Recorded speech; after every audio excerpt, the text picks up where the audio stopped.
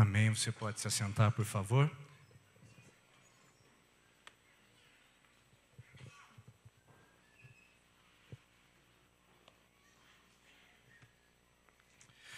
Como é bom a gente poder adorar ao Senhor e cantar verdades que nós já falamos, inclusive aqui na nossa comunidade.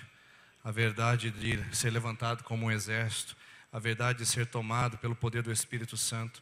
E nós sabemos que não dá para ser igreja sem o poder do Espírito Santo. Nós podemos até inventar moda, mas não dá para ser igreja sem o poder do Espírito Santo. E não dá para ser igreja também viva se a gente não nos entregar totalmente à vida em comunidade. E nós estamos falando sobre isso todos os domingos aqui do mês de julho. Igreja viva, viva a igreja. Quais são as características de uma comunidade viva? Já falamos que é o Espírito Santo que traz vida. Já falamos que é o Espírito Santo que desperta a comunidade. E agora nós estamos falando também de que existem características que nós podemos desfrutar de viver a igreja, para experimentar a igreja.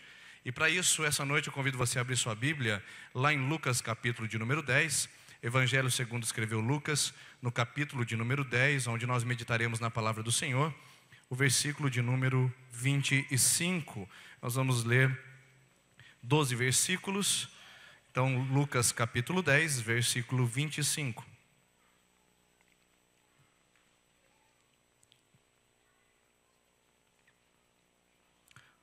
Lucas 10, 25, diz assim a palavra do Senhor. Convido você que acompanhe comigo essa leitura. Levantou-se certo mestre da lei, querendo pôr Jesus em prova, perguntou: mestre, que farei para que possa herdar a vida eterna? Jesus lhe respondeu: o que está escrito na lei? Como a interpreta? Respondeu-lhe o homem: amarás o Senhor, o teu Deus, de todo o teu coração, de toda a tua alma, de todas as tuas forças, de todo o teu entendimento, e ao teu próximo como a ti mesmo. Então Jesus disse: respondeu bem, faz isso e viverás. Ele, porém, querendo justificar-se a si mesmo, disse a Jesus: quem é meu próximo? Respondeu-lhe Jesus: descia um homem de Jerusalém para Jericó e caiu nas mãos dos assaltantes, os quais o roubaram e espancaram e se retiraram, deixando-o semi-morto. Casualmente descia pelo mesmo caminho certo sacerdote, que vendo-o passou distante. De igual modo, versículo 32, um levita chegou àquele lugar e vendo-o também passou distante. Versículo 33, um samaritano, porém, que ia de viagem, chegou perto dele e viu e moveu-se de compaixão. Aproximando-se, enfaixou-lhe as feridas, colocando-lhe azeite e vinho. Então, colocando-o sobre a sua cavalgadura, levou-o para uma hospedaria e cuidou dele. Partindo no outro dia, tirou 2 denários e deu ao hospedeiro e disse: cuida dele, e tudo que mais gastares com ele, eu te pagarei quando voltar. Eu te pagarei quando voltar. Qual desses 3 te parece que foi próximo daquele que caiu nas mãos dos assaltantes? Ele disse: o que usou de misericórdia para com ele. Disse Jesus: vai e faze da mesma maneira. O tema dessa noite que eu gostaria de trabalhar com você é a função terapêutica da igreja viva. Como comunidade, nós temos a capacidade de oferecer terapia. A igreja não é uma obra do acaso. A igreja não é uma construção de tijolos. A igreja não é uma placa denominacional que se estabelece na frente um luminoso de uma determinada construção. A igreja é a comunidade de pessoas que se reúnem em torno do nome de Jesus e que fazem a diferença no mundo em que foram postados e posicionados. Mateus capítulo de número 5 vai contar a história do sal e da luz e vai dizer que nós somos o sal da terra, e o sal serve para salgar, dar sabor, preservar do estado de decomposição dos alimentos, e também nós somos a luz do mundo. A luz ilumina, ela traz a luz, traz às claras aquilo que está escondido. A luz mostra uma direção como um farol. E Jesus disse em Mateus 5,16: assim brilha a vossa luz diante dos homens, para que vejam nossas boas atividades do Pai que está nos céus. Então a igreja, ela tem uma missão. A missão da igreja não é se reunir dentro de um templo, erguer as suas mãos e adorar incansavelmente. A missão da igreja não é reunir-se dentro de um templo e ouvir pregadores e mais pregadores semanas após semanas. A igreja, ela não tem a função de apenas se reunir num templo e ofertar e dizimar. A igreja, ela tem um papel fundamental e a missão extraordinária de ser um testemunho para fora das paredes, de ser um estado de iluminação para aqueles que andam em trevas, de ser um estado de dar sabor e de dar prazer no coração daqueles que já perderam o sentido e a alegria da existência. Ser igreja é fazer terapia nesse mundo. O mundo que está doente, o mundo que está enfermo, o mundo que dá sinais de que a vida está passando numa péssima qualidade. O mundo cujos valores são os mais baixos possíveis. O mundo cujos princípios estão se deteriorando a cada vez mais. Nós acabamos de fazer algo maravilhoso com os nossos adolescentes. Nós, como igreja, devemos nos posicionar e nos levantar para fazer o contrário do que as faculdades estão fazendo com os nossos filhos. Professores ateus que se posicionam para dizer para os nossos filhos que crer na palavra de Deus ou que adorar um Deus é simplesmente coisa de idiota, de coisa de pessoas de um escalão inferior da humanidade intelectualizada. Nós, como igreja, nós não fomos posicionados para assistir o que estão fazendo com os nossos filhos na universidade, o que estão fazendo com os nossos filhos nas escolas de ensino médio, o que estão fazendo com os nossos filhos, trazendo tipos de orientações, inclusive sexuais, que não estão de acordo com a palavra de Deus, e nos calarmos. A igreja ela foi posicionada estrategicamente no mundo para ser luz e para ser sal. A igreja foi posicionada de uma maneira muito definitiva na igreja, propositalmente por Cristo na terra, para apontar o caminho que o mundo deve caminhar, para ser um luzeiro onde as nações possam se achegar, e para ser um sal que possa salgar e oferecer então um estado de preservação de um mundo que está em condições de deterioração. Prezados irmãos e irmãs, é só olhar para os nossos casamentos. O índice de divórcio que afeta as comunidades que estão além da igreja, como por exemplo, a nossa cidade, a cidade de Londrina, o estado do Paraná e o nosso país, estão também na mesma proporção numérica e no mesmo percentual dentro das igrejas. O número de jovens que engravidam fora das igrejas também estão em pé de igualdade com as jovens que engravidam precocemente dentro das igrejas. O mundo tem apresentado dados que infelizmente não são diferentes da igreja. Por isso eu digo mais uma vez, quando Jesus diz, edificarei a minha igreja e as portas do inferno não prevalecerão contra ela, é porque Jesus está dizendo, a igreja tem uma mensagem que o inferno não pode resistir, a igreja tem um poder que o mundo não pode impedir, a igreja tem um poder que as pessoas não podem se contrariar com isso. A igreja é minha e eu vou edificar as estruturas básicas dessa igreja, que tem por princípio ser instrumento de Deus nesse mundo. Eu não creio numa igreja alienada. Eu não creio numa igreja que fica visitando constantemente o terceiro céu, mas que não vive na terra. Eu não creio numa igreja que vive constantemente num período vertical, mas não se preocupa com o horizontal, não está atenta aos detalhes do mundo, o que envolve as brigas familiares, a condição de desemprego, a miséria, a situação de crianças de risco. Eu não creio numa igreja que só olha para Deus e não consegue enxergar para o próximo, que aliás, parece ser o tema dessa conversa de Jesus com esse homem. Quando Jesus pergunta para ele, o que você acha que é importante? Ele diz, sim, amar a Deus sobre todas as coisas e o próximo como a mim mesmo. Sim, o vertical e o horizontal. E ele pergunta, mas Senhor, qual é o meu próximo? Porque essa é a verdade. Como igreja, nós também queremos escolher o nosso próximo. Nós queremos que Jesus diga para nós que o nosso próximo não sejam as crianças de rua. Nós queremos que Jesus diga para nós que o nosso próximo não são os mendigos que simplesmente se afileiram na rodoviária. Nós queremos que Jesus diga para nós que o nosso próximo não são as pessoas que estão encarceradas, inclusive dentro da nossa própria cidade. Nós queremos que Jesus diga que o nosso próximo não seja aquele vizinho chato, ranzinza e que liga o som alto no domingo depois do almoço quando você quer descansar.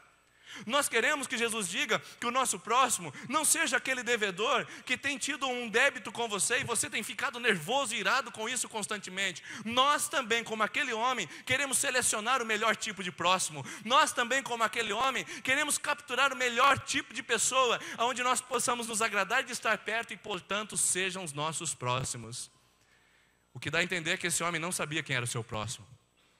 E o que dá a entender, irmãos, é que também como igreja nós não sabemos quem é o nosso próximo.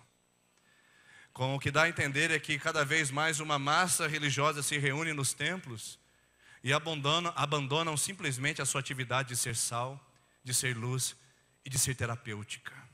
Porque é isso que Jesus vai mostrar nessa parábola. Se existe algo que nós devemos fazer como indivíduos é ser igreja. E se existe algo que a igreja deve fazer por meio de nós, indivíduos, é ser terapêutico. O que é uma terapia? É cuidar para que haja melhora. O que é terapia? É tratar para que haja crescimento. É tratar as defasagens emocionais. É tratar as crises psicológicas. É tratar os problemas da enfermidade crônica e espiritual. É tratar a frieza. É tratar a incredulidade. É tratar a decepção, a traição, a angústia, a mentira, o engano, o desprezo, o abandono. Essa é a nossa missão como igreja. Sermos terapêuticos no mundo que está doente. Você já viu um divã de um psicólogo? Já viu um divã de alguém que trabalha nessa área? Ele simplesmente aguarda com que o paciente chegue, se sente, e ali ele possa expressar a sua vida, possa apresentar o seu coração, e o psicólogo, psicanalista, possa oferecer caminhos para sair daquele estado crítico de enfermidade emocional e possa se levantar em condições de ser uma pessoa completa, plena de si, e de trazer restauração para as suas emoções. Pois bem, esse mundo está sentado num grande divã. O seu vizinho que não está aqui com você essa noite, mas que coloca o som alto no lado da sua casa, esse sim também está precisando sentar no divã, ou melhor, está sentado no divã, mas você não tem ouvidos para ouvir. Também o nosso patrão está sentado no divã, mas não temos ouvidos para ouvir. Os nossos filhos estão no divã constantemente, nós não temos tempo para escutá-los. Os nossos irmãos, a própria comunidade presbiteriana independente de Sertanópolis, nós não conseguimos ainda ouvi-los porque nós estamos tão preocupados conosco mesmos. Irmãos, a verdade é que esse mundo está num grande, imenso divã, colocando para fora toda a dor da sua alma, vomitando para fora tudo aquilo que está podre dentro de si, e nós não estamos escutando. Uma jovem que se entrega ao prazer sexual antes do casamento, que visita baladas, ou um jovem que usa drogas para chamar a atenção dos pais, ou um homem que sai de casa, abandona um casamento sólido para se envolver com uma aventura amorosa, ou aquele que simplesmente cumpre os princípios de falsificação ideológica, de coisas erradas nesse sentido. Tudo isso são pessoas que estão gritando por socorro. São pessoas que estão dizendo: eu estou no divã e ninguém está me escutando. São pessoas que estão ficando semi-mortas ao mundo que está massacrando. Lembre-se de pessoas que talvez você seja essa pessoa essa noite. E eu quero que essa comunidade, em nome de Jesus, seja terapêutica na sua vida. Eu posso ouvir um amém dos irmãos dessa comunidade? Não precisa ter medo, irmãos. Eu quero que você que esteja acabado, sem esperanças, você que entrou aqui essa noite deprimido, angustiado, solitário, sem amigos, você que entrou desacreditado, vítima de preconceitos, você que entrou desiludido, você que entrou sem perspectivas, a minha oração é que essa comunidade seja terapêutica na sua vida. A minha oração é que as pessoas que aqui estão se importem com você. A minha oração é que você seja restaurado numa comunidade que sabe do seu propósito, da sua função, que é fazer a diferença e fazer terapia. Terapia emocional, não. Terapia espiritual, porque quando Deus cura a alma, quando Deus trata o interior, aí sim é que as coisas acontecem. Quantas pessoas semi-mortas aqui essa noite? Quantas pessoas vivendo situações de cadáver? Quantas pessoas semi-mortas perto de nós? E nós não estamos atentos para sermos instrumento de terapia. Semi-mortos, irmãos. Porque ninguém está morto o suficiente que não possa ouvir o Evangelho. Semi-mortas, irmãos, porque ninguém está cadavérico o suficiente que não possa ser restaurado pelo poder de Jesus. Ninguém está morto o suficiente que não possa ter uma restauração completa em sua vida. Nós não desacreditamos de pessoas aqui nesse lugar. Nós sabemos que Deus pode transformar. Seja a pessoa que cometeu o ato mais cruel na humanidade, seja a pessoa que posa de fama de Santa Rona, nós acreditamos em pessoas que Deus pode transformar. Deus pode restaurar. Eu estava falando hoje com as pessoas aqui que vão se tornar novos membros, com o meu grupo, na entrevista. E eu disse que coisa maravilhosa, irmãos, é ver a possibilidade de terapia e de restauração que Deus oferece por meio da igreja.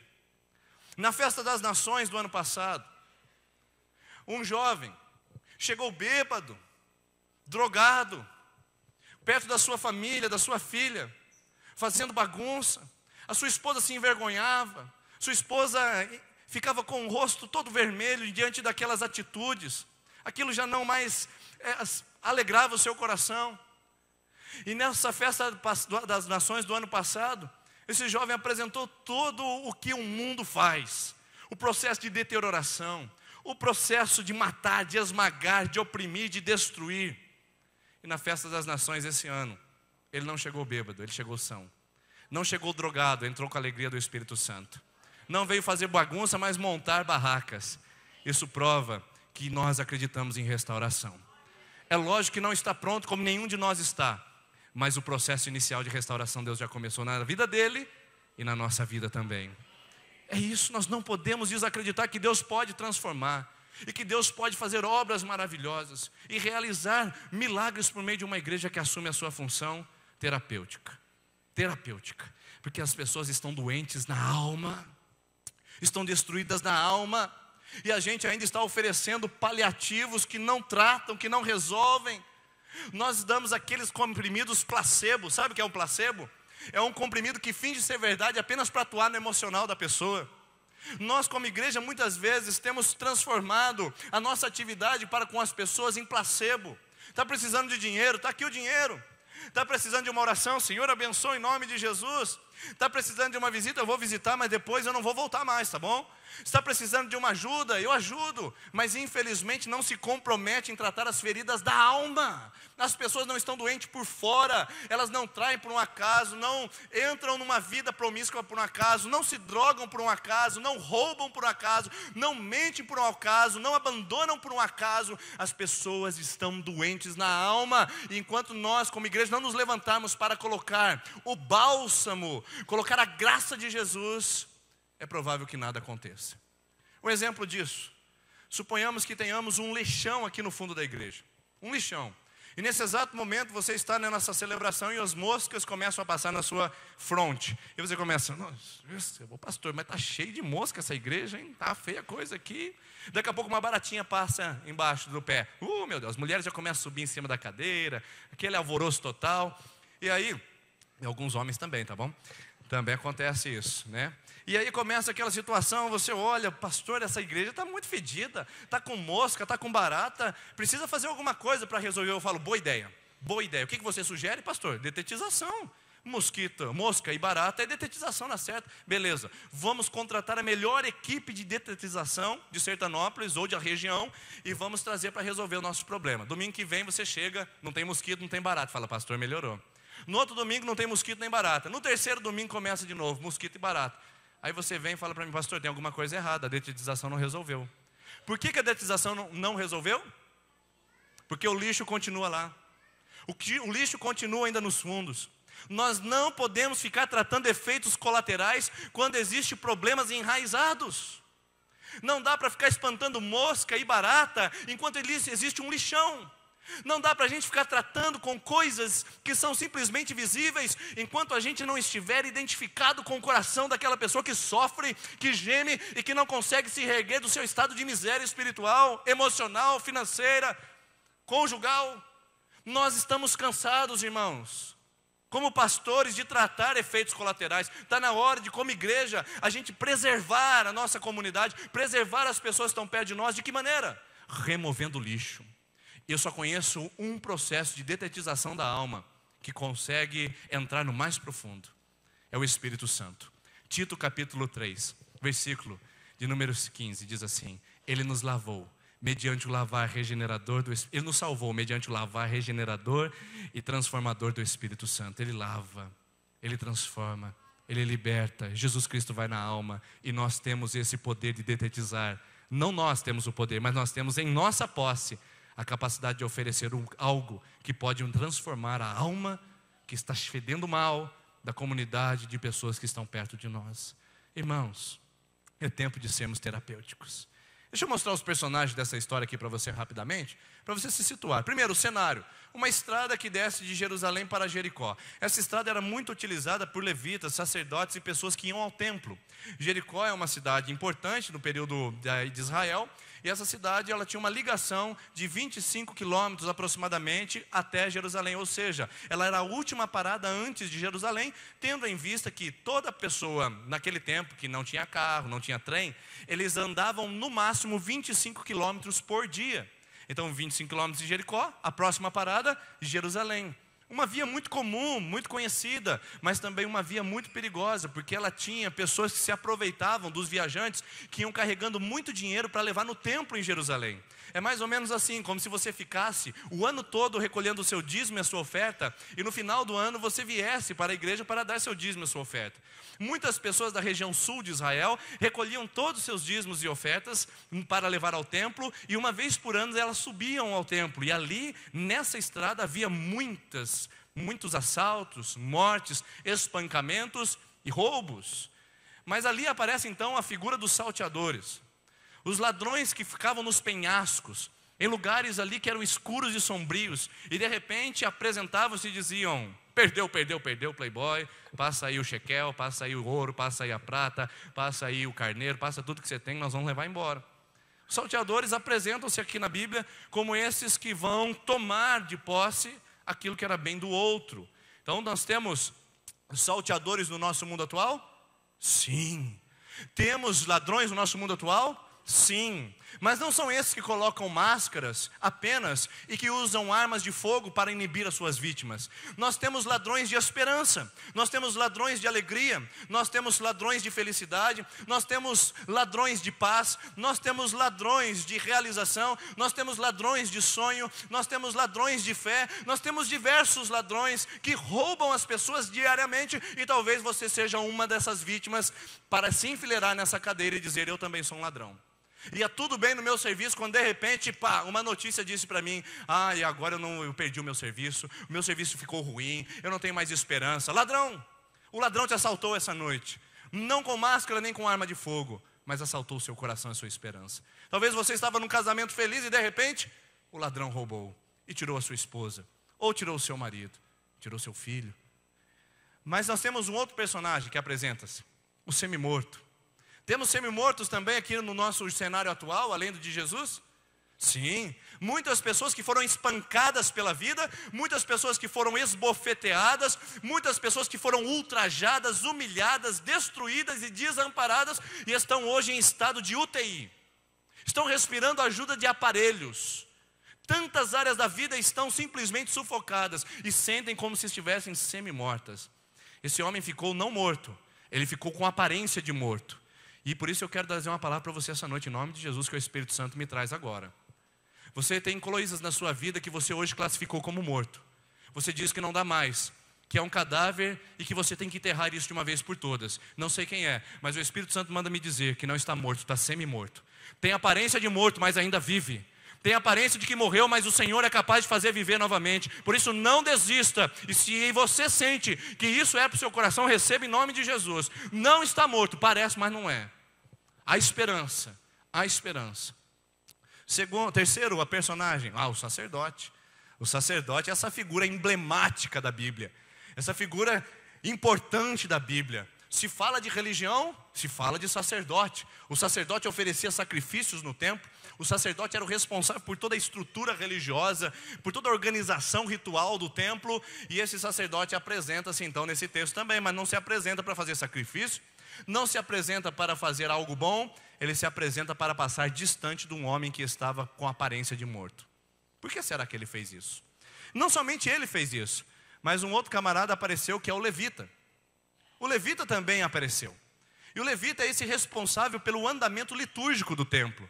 Ele que cuida das canções, ele que cuida dos detalhes do templo, para que tudo possa ter um bom andamento e o sacrifício possa acontecer naturalmente. O levita é essa figura, que é religiosa também, e que aparece nesse texto. Jesus também coloca, não o salteador apenas, não com aparência de morto, nem somente o sacerdote, mas ele também coloca o levita. Por que será que ele coloca essas duas classes nesse lugar? E por que será que ele diz que essas duas classes passaram distantes? Bom, eu acho que agora vai ser explicado. Porque aparece o terceiro personagem, que é o samaritano. E o samaritano é conhecido como povo desprezível. Lembre-se disso. Peço sua atenção um minutinho para você entender. Olha só, os judeus, eles são conhecidos como um povo nacionalista. Ainda hoje, mas principalmente na Bíblia. Eles não admitiam mistura de raças. Os samaritanos eram uma mistura de raças. Quando os judeus foram para a Babilônia, os judeus que se preservaram e não casaram com as babilônias ou com os babilônios, esses então ficaram judeus de espécie, os judeus íntegros, e seriam então os judeus o mais alto nível de judeu. Aqueles judeus que casaram com mulheres babilônias ou com homens babilônios, que misturaram as raças, esses foram chamados de samaritanos. Por isso que o judeu não lidava muito bem com o samaritano, porque ele dizia: você é impuro, você é contaminado, você não é puro como a nossa raça. E Jesus diz assim, que o samaritano, esse sim se importou com as pessoas. Esse sim olhou para aquele que estava como semi-morto. Esse sim, destituído de toda a religiosidade, entendeu o que era fazer terapia e quem era o próximo na sua vida. Portanto, a gente vai aprender com esse samaritano hoje como ser uma igreja terapêutica. Mas antes disso, 3 filosofias de vida. O salteador que vive no mundo, ele toma como princípio a filosofia única e precisa. A filosofia do salteador é: o que é seu, é meu. Perdeu, mas é meu. Não, agora perdeu porque é meu. Perdeu porque é meu. O que é seu, é meu. Essa é a filosofia dos salteadores. Ele não tolera a possibilidade de você ter algo, ele quer para si. Ele não quer deixar metade, ele quer levar tudo. Os religiosos, qual seria a filosofia de vida do religioso? O que é meu, o que é seu é meu dos salteadores, o que é meu do sacerdote. O salteador fala: me dá. O religioso fala: cada um com seus problemas. Cada um no seu quadrado, você lembra disso? Cada um com seus problemas. Nós não temos nenhuma coisa para nos envolver com você. O que é seu, o que é meu, o que é seu. Cada um por si, Deus para todos, e Deus me livre. Era esse nível de vida dos religiosos. E a terceira é a filosofia do samaritano. Bom, se o salteador, o que é meu, o que é seu é meu, os religiosos, o que é meu, qual seria a filosofia de vida do samaritano? Bom, aí ficou fácil, né? O que é meu, é seu. Olha a contradição de possibilidades que nós temos na vida. Nós podemos ser uma igreja que diz: o que é seu é meu, e roubar das pessoas tudo que elas possuem. Nós podemos ser uma igreja religiosa que diz: o que é nosso, cada um com seus problemas. Ou nós podemos dizer como samaritano e viver como samaritano: opa, o que é meu também é seu. Nós vamos compartilhar a vida, as vitórias, as tristezas, as angústias, as derrotas, os fracassos e os sucessos. Nós vamos compartilhar. E parece que é essa a filosofia de vida da Bíblia. Porque Paulo diz à igreja de Corinto: chorem com os que choram, alegrem-se com os que se alegram. Irmãos, o que é meu é seu também, e o que é seu também é meu, no princípio de compartilhar. Tem gente que é muito fácil para chorar com os que choram, não é? Tem gente que tem esse dom. Chorou com o que chora. Perdi meu marido. Minha querida, vem cá, nós vamos aconselhar você, abraçar você, orar por você. Perdi meu emprego, nós vamos orar por você. Tudo que é perda, tudo que é prejuízo, a pessoa está lá para apoiar. Fui promovido. Meu Deus do céu, não sei porque que ele foi promovido, eu não. Comprei um carro novo. Nossa, comprou um carro novo, eu não consegui sair do financiamento ainda, mas o que é isso? Casei. Casou. E eu ainda não consegui sair, trintona ainda, não casei. Meu Deus, que raiva disso. Esse é o princípio de que a gente aprendeu a chorar com os que choram, mas a gente tem dificuldade de se alegrar com os que se alegram. Alegrar com o sucesso do outro, com a alegria do outro, com a vida do outro. O que é meu é seu. Eu quero compartilhar a minha alegria e a minha tristeza com você. O que é meu é seu. Mas aí a pergunta que eu quero fazer para você: qual seria a função terapêutica da igreja?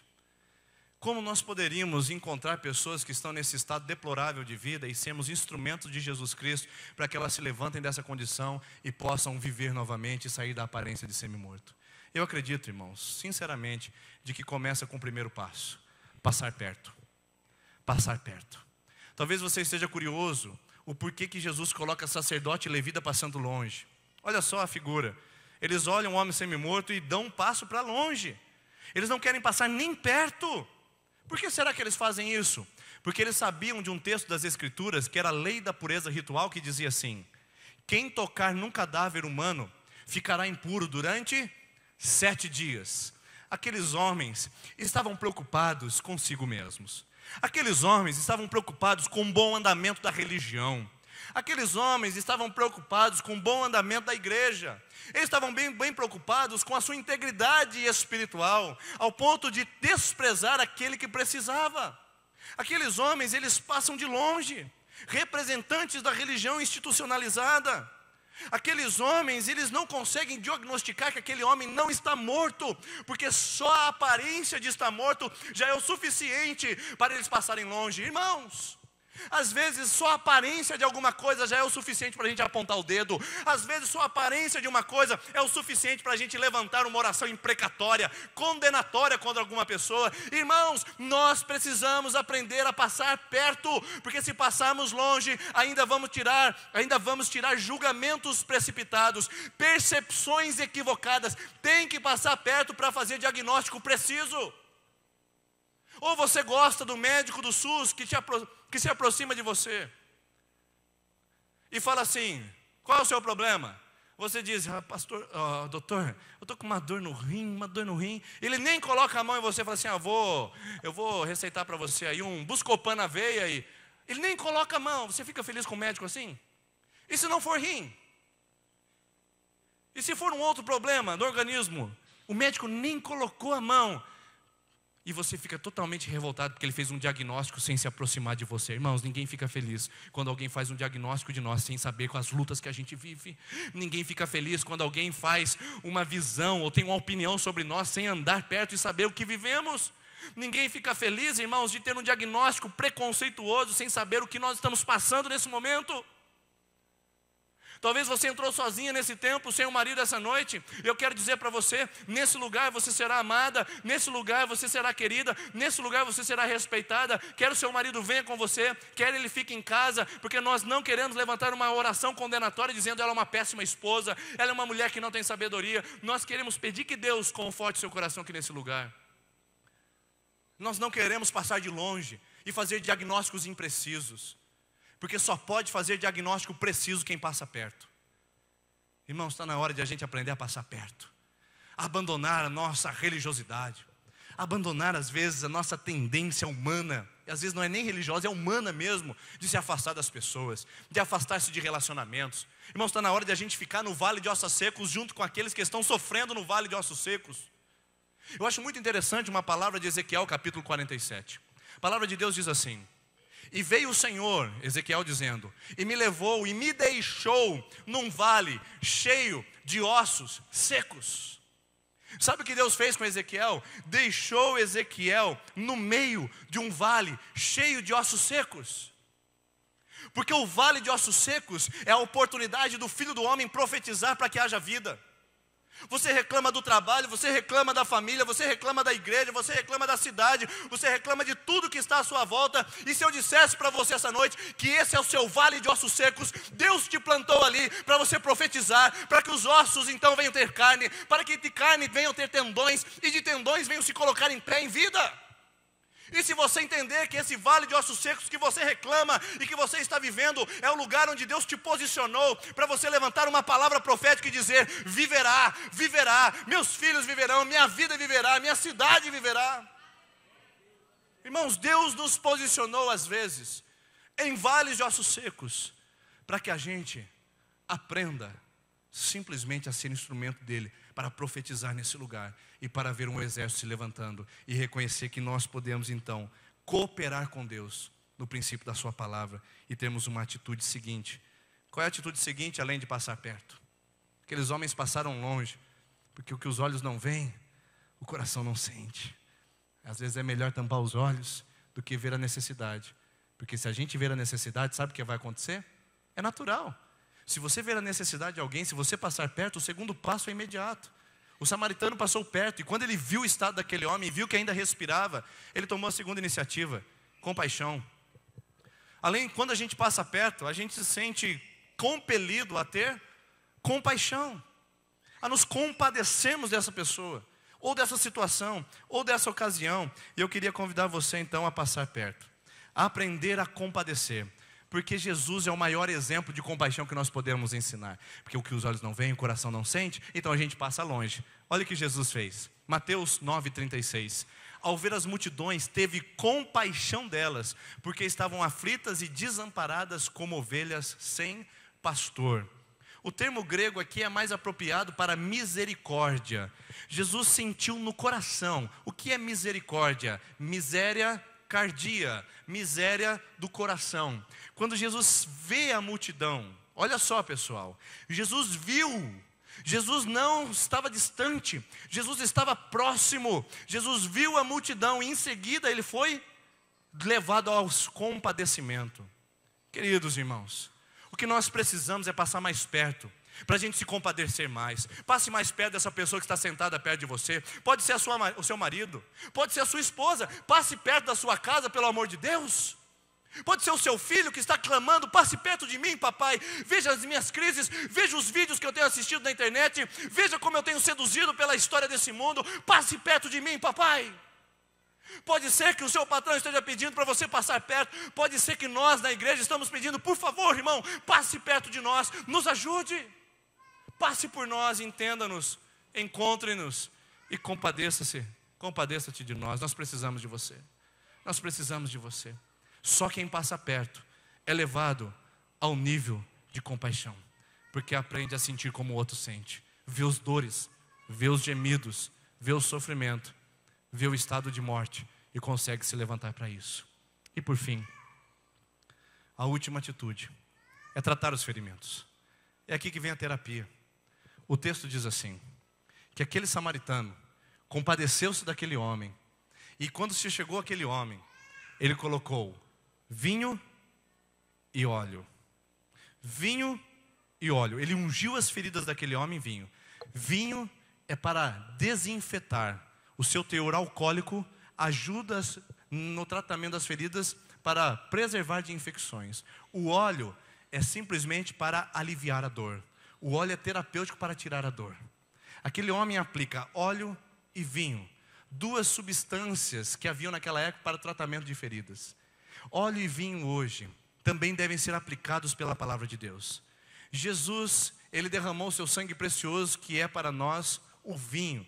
Que Jesus derramou aquele sangue precioso que simboliza para nós o extrato da uva que trata a alma. Jesus é o ungido de Deus, que derramou a unção sobre a humanidade para tratar corações feridos. Nós também fomos chamados para desinfetar a alma. Também fomos chamados para tratar corações que estão com dores. Você tem esse remédio na sua mão. Você tem esse remédio em sua mão. Faça algo comigo aqui essa noite, por favor. Levante a mão direita e diz assim comigo: eu tenho o remédio para a cura das nações em minhas mãos. Amém. Você tem. Você pode ser instrumento para desinfetar algo que está contaminado ao seu redor. Você tem em suas mãos algo que pode aliviar as dores e as penas e o sofrimento de quem está próximo a você. Agora não escolha o seu próximo, apenas use o bálsamo que Jesus concedeu em suas mãos para poder tratar. Tratar os ferimentos não é curar, irmãos. Curar não somos nós que fazemos, é só Jesus. A gente trata, a gente vive junto, a gente caminha junto, a gente discipula. Porque quem cura é Jesus Cristo. Nós tratamos, nós aplicamos o medicamento. Quem faz a obra é o Espírito Santo. E é o Espírito Santo que levanta do estado de estar semi-morto. Agora, só para concluir, o tratamento da ferida. Só para a gente entender o que está acontecendo aqui. Aquele homem, o samaritano, ele deixa o homem na estrebaria, não, desculpe, na estrebaria não, no lugar de, como?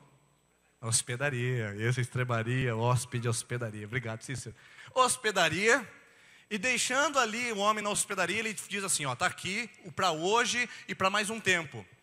E se passar alguma coisa, o que ele diz? Te pagarei quando o quê? Quando? Repita comigo, quando? Voltar. Isso. Irmãos, aquele homem diz assim, ele vai ficar aqui, eu vou, mas eu volto, eu verei como ele está, eu verei qual o seu estado, eu verei se ele melhorou, eu voltarei para presenciar o milagre na sua vida. Irmãos, não é tratar momentaneamente, não é entregar-nos momentaneamente, não é fazer algo superficialmente, mas é voltar para ver se a ferida foi curada, para ver se cicatrizou, para ver se precisa de mais medicamento, para ver se precisa de mais tratamento, porque esse texto diz assim em Jeremias 6,14, eles tratam da ferida do meu povo como se não fosse grave. Paz, paz, dizem, quando não há paz alguma. Quando casar passa. Quando casar sara. Isso não é nada não, eu já passei por isso. Isso não é nada não, rapaz, isso aí é coisa da vida. Trata superficialmente, dizendo paz, paz quando não há paz. É grave. Entenda isso essa noite, o que a sua família, o nosso mundo, o que a sociedade vive é grave. E a gente precisa se posicionar como comunidade terapêutica. E sabe como a gente se posiciona? Ubuntu. Ubuntu. Além da palavra de Deus que nos ajuda, esse termo africano nos ajuda muito. Eu quero pedir que o Gabriel coloque esse vídeo para mim, por favor, que chama Ubuntu. E eu vou encerrar com esse vídeo. E nós vamos orar para Deus nos abençoar, sermos uma comunidade terapêutica. Coloca para mim, Gabriel, o vídeo que explica o que é Ubuntu.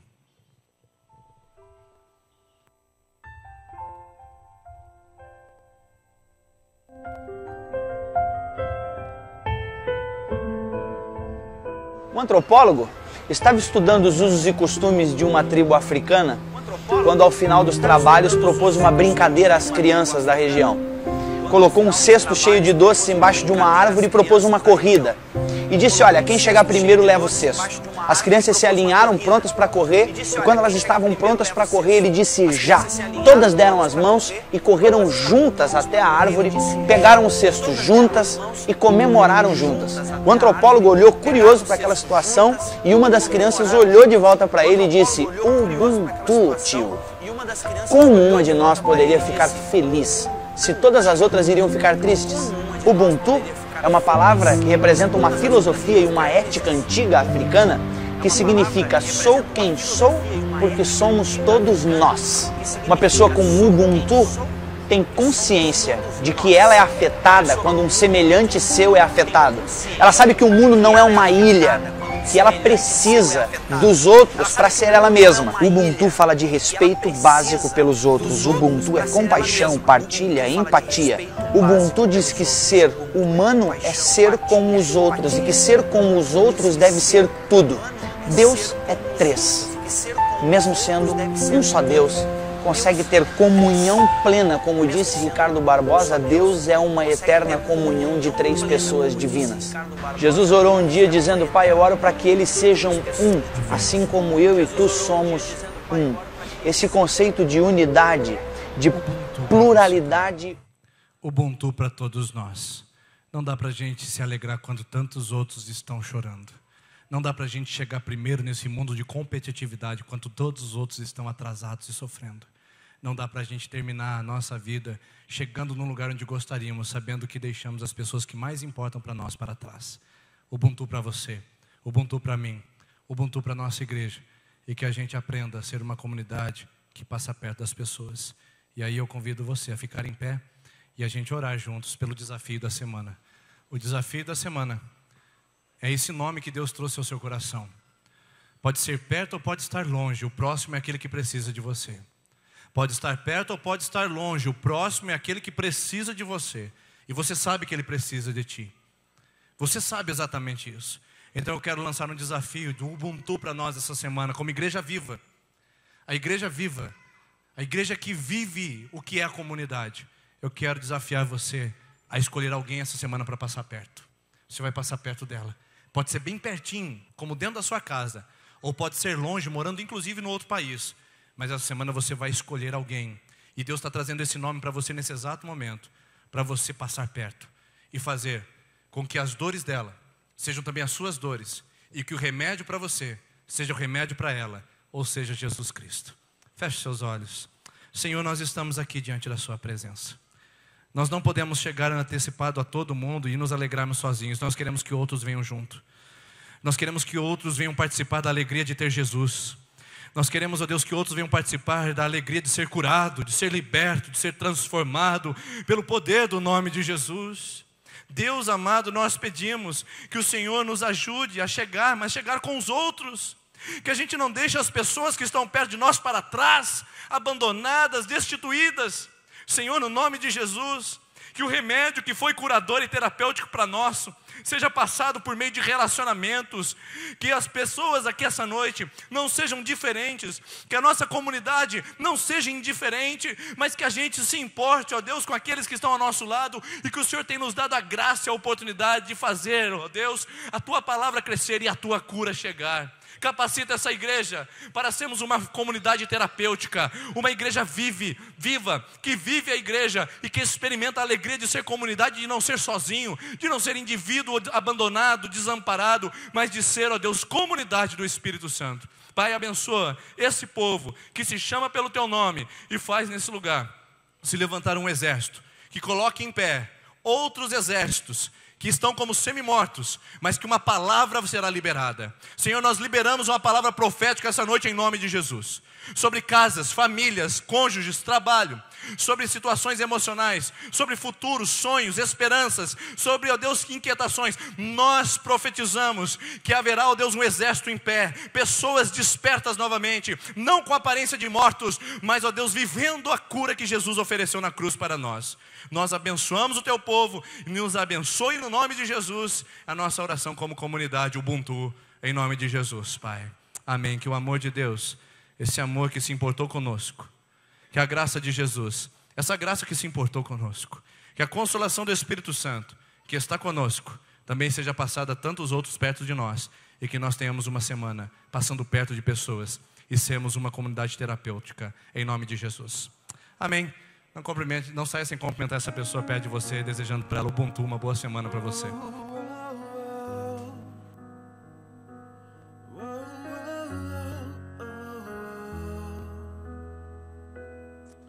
Você, visitante, tem um presente aqui no fundo, tá? Pela primeira vez, presente para você.